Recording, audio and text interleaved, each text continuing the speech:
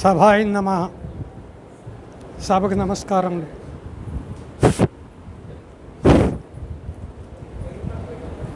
జై జై సద్గురు ప్రభు మహారాజకి, జై జై సద్గురు ప్రభు మహారాజకి, జై సద్గురు ప్రభు మహారాజకి. గురు బ్రహ్మ గురు విష్ణు గురుదేవో మహేశ్వర, గురు సాక్షాత్ పరబ్రహ్మ తస్మై శ్రీ గురువే నమః. ముందుగా మా గురుదేవులు శ్రీ మాతా లక్ష్మాంబ సమేత నిర్మలానంద వంక కామరాజ స్వాముల వారు, వారి పాదపద్మలకు నా నమస్కారములు.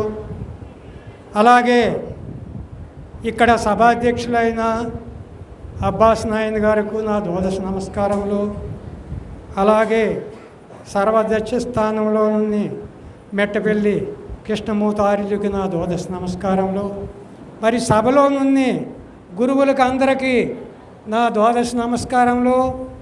అలాగే సభ ముందు ఉంది మరి మాతలకు మరి సోదరులకు అందరికీ నా ద్వాదశ నమస్కారములు. మరి నాయన్ గారు ఆంధ్ర రాష్ట్ర మరి అటు శ్రీకాకుళం నుండి చిత్తూరు వరకు ఎవరికి వదలలేదు. మరి అందరికీ రప్పించి ఈ మహోన్నతమైన కార్యక్రమం జరిపించినారు. ఇది గొప్ప సుదినం అనుకోవల్ల. ఎందుకంటే మరి ఇప్పుడు ఇవి మనకి ఇంచుమించు ఒక 4 గంటల 5 గంటల కాలము ఇవి అమృత గడియలు అనుకోవాలి మనం. ఎందుకంటే ఈ పెద్దలు ఇచ్చిన వాక్యాలు అమృతాలు కాబట్టి ఇవి అమృత గడియలని మనము తెలుసుకోవాలి. అలాగే మరి మాకంట గొప్పగా ముందు కూర్చున్నారంటే నిశ్శబ్దంగా మాకు కాదని గొప్పవాళ్ళు మీరేని. కాబట్టి మరి నాకైతే చదువేమి లేదు, ఏదో పెద్దల సేవ చేసుకొని అలాగా గురువుగారు నడిపిస్తున్నారు. ఆయన నమ్ముకున్న కాబట్టి ఆయన నడిపిస్తున్నారు.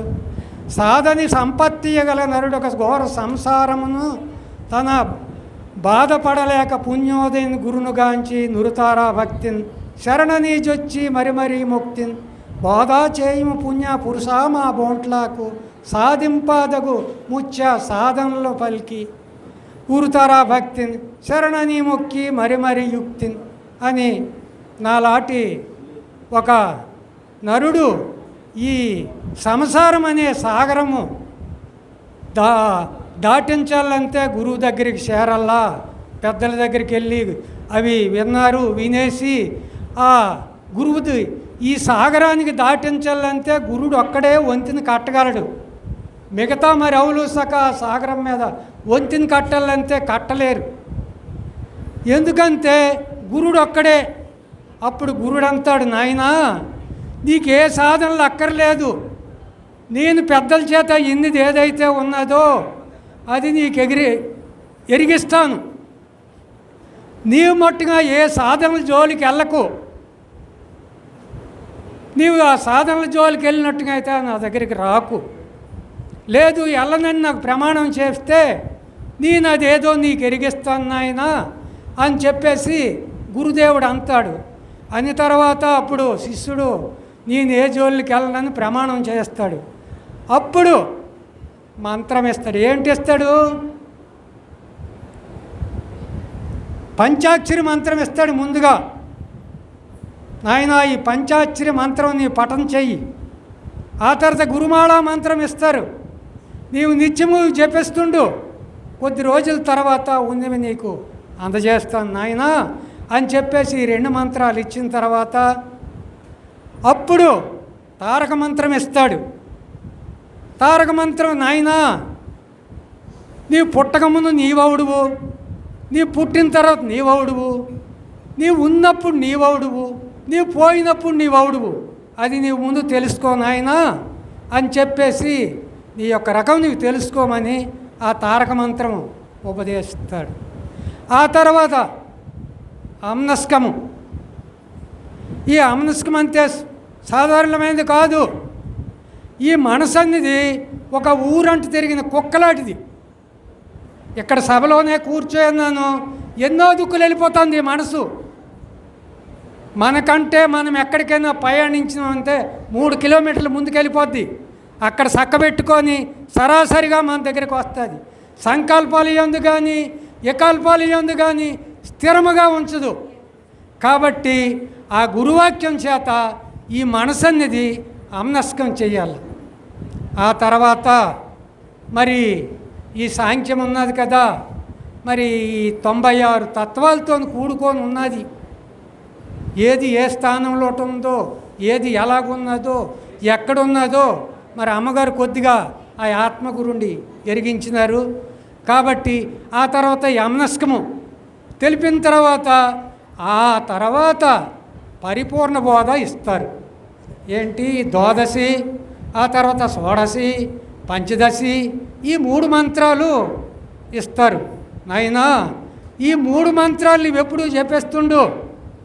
ఎందుకంటే నీ తనుమన ధనములు నాకు దారపోసినావు కాబట్టి మరి నీవి ఇవి అప్పు తీసుకోకమే.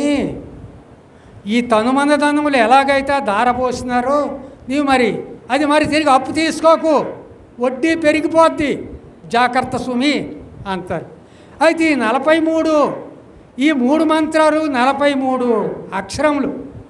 ఈ 43 అక్షరాలు సక ఇవి మనకి ఈ జనన మరణం అని వ్యాధి ఉన్నది కదా, ఈ గొప్ప వ్యాధి పోంగొట్టుకోవడానికి ఇవి 43 మాత్రలుగా మనం వాడుకోవాలి.